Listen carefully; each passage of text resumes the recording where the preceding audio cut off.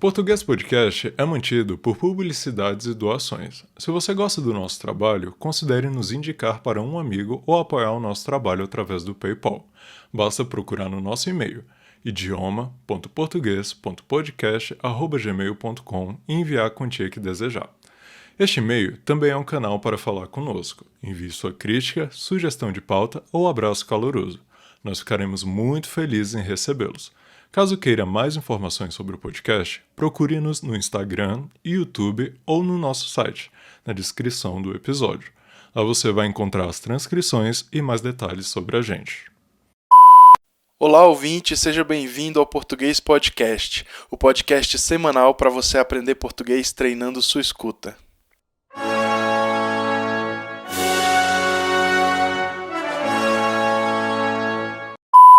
Episódio 34, 7 de setembro.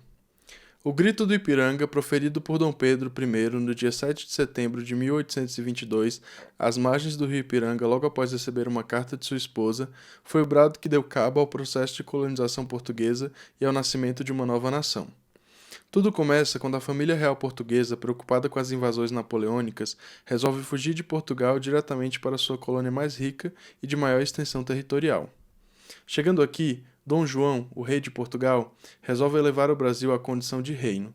Dessa forma, Portugal e Brasil se tornavam um império de reinos unidos, chamado de Reino Unido de Portugal, Brasil e Algarves, e sua capital ficava no Rio de Janeiro.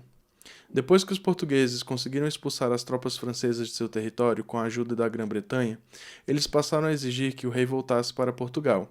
E foi o que aconteceu. Dom João volta para Portugal e deixa seu filho Dom Pedro I como príncipe regente do Reino do Brasil.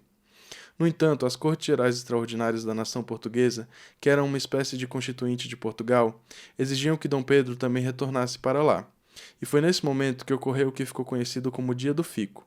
Os brasileiros se organizaram para pedir que Dom Pedro ficasse no Brasil e ele prontamente respondeu que, se for para a felicidade do povo e para o bem da nação, diga ao povo que fico. Fique atento para o que aconteceu depois, logo após os reclames. O Português Podcast volta já.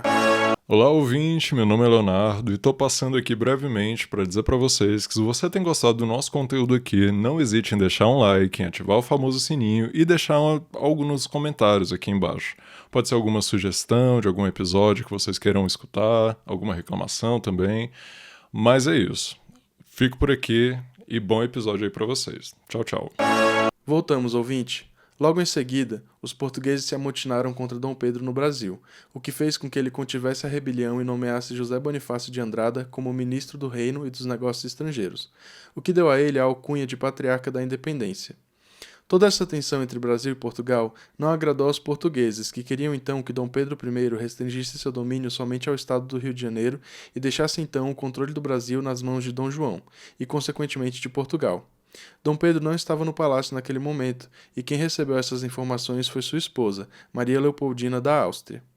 Ela que prontamente repassou a carta ao seu marido. Dom Pedro estava constipado, se aliviando às margens do rio Ipiranga quando recebeu as notícias vindas de Portugal. E foi ali, montado em um burro, que ele teria dado o famoso grito do Ipiranga: Independência ou morte! Depois de dizer que Portugal queria escravizar o Brasil. A imagem de Dom Pedro em cima de um cavalo branco só viria a ser pintada muitos anos depois desse fato, e foi encomendado para ser uma espécie de propaganda da monarquia em uma época em que já não era mais tão querida no Brasil.